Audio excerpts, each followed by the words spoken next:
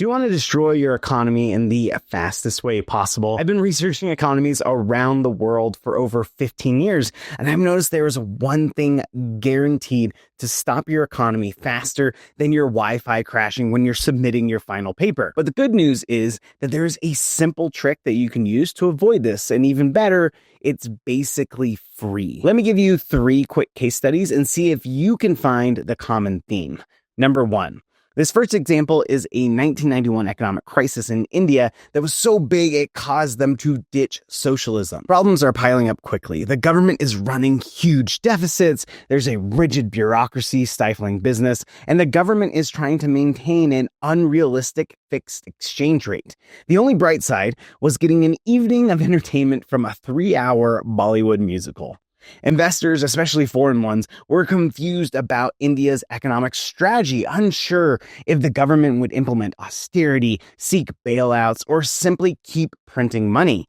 Every unclear statement by officials sent another wave of investors racing towards the exit. Even domestic businesses stopped investing, fearing their rupees could soon lose value overnight. Number 2, this next case is a fun visual because it ends in people spending bags full of cash. In the 1980s, Argentina had a problem. The government was spending more money than it brought in. Instead of cutting spending or raising taxes, it decided to make the money printer go brr.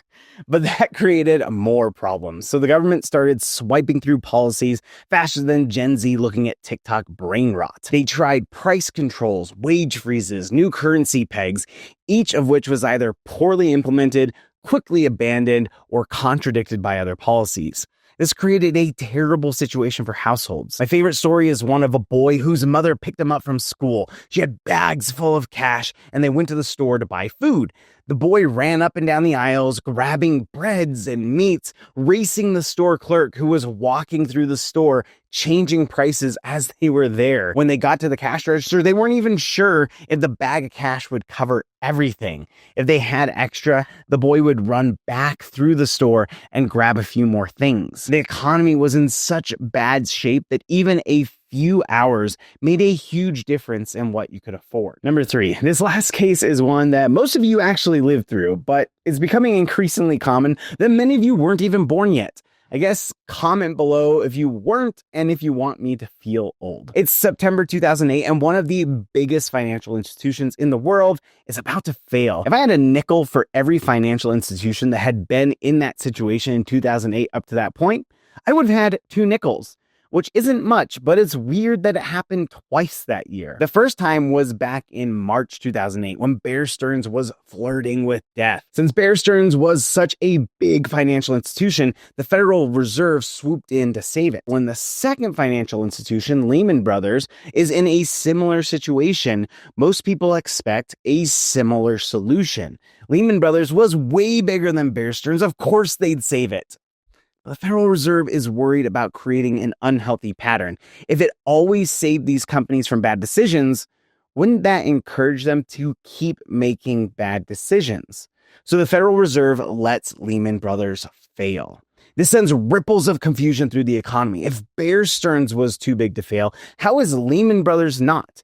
The confusion leads to hysteria, and more financial institutions face failure. The Great Recession is in full force. So what do these 3 cases have in common? The policies are all different and even the responses are diverse. In one case, people don't want to spend money, and in another, people want to spend it as soon as they get it. But the common factor is one that you can find in nearly every economic disaster, and that is that in each one, there was an increase in uncertainty. But that's strange. That means that the thing that destroys economies isn't something that has actually happened. Just worrying about an economic disaster is exactly what causes one. How could merely thinking something bad might happen actually make it happen? Let me tell you about my friend John. He owned a business during a time when uncertainty increased. He sold something that was the first thing that people stop buying when they lose money. I asked him how he was handling the uncertainty, and he said that because his customers weren't sure about the future, they had stopped buying his product.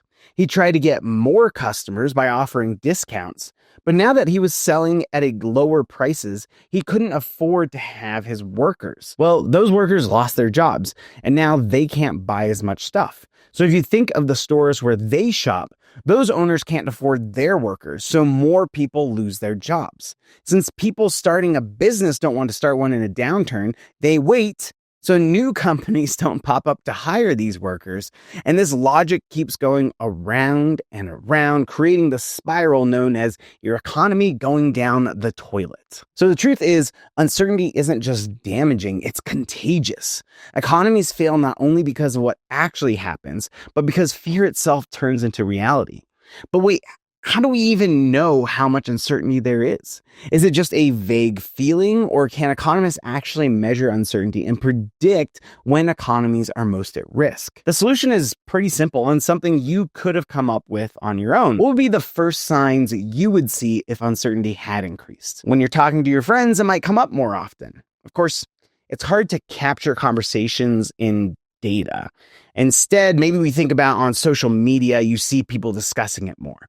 But that's so recent that we wouldn't be able to look at that over time. So what we need is something that captures the day-to-day vibe of the economy, but has been around for a long time and preserved so we can analyze it. The answer, of course, is newspapers. Economists have been analyzing newspapers to capture how uncertainty changes over time, and the latest results are crazy. We are seeing the highest level of economic uncertainty since the 1980s.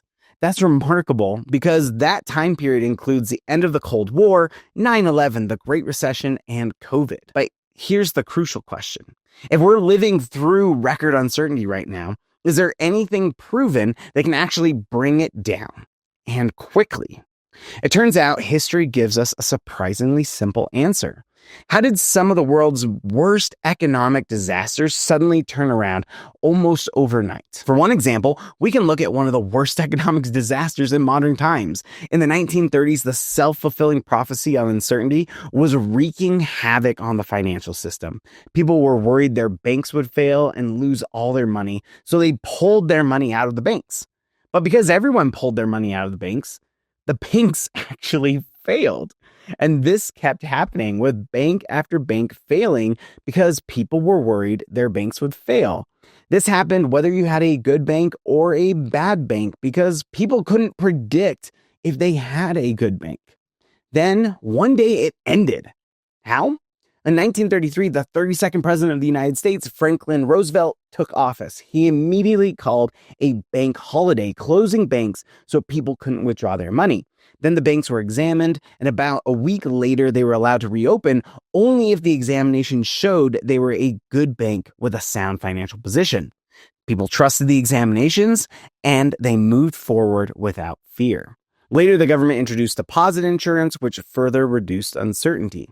People felt more confident because the banking system was more predictable. So the solution to uncertainty is to just be predictable.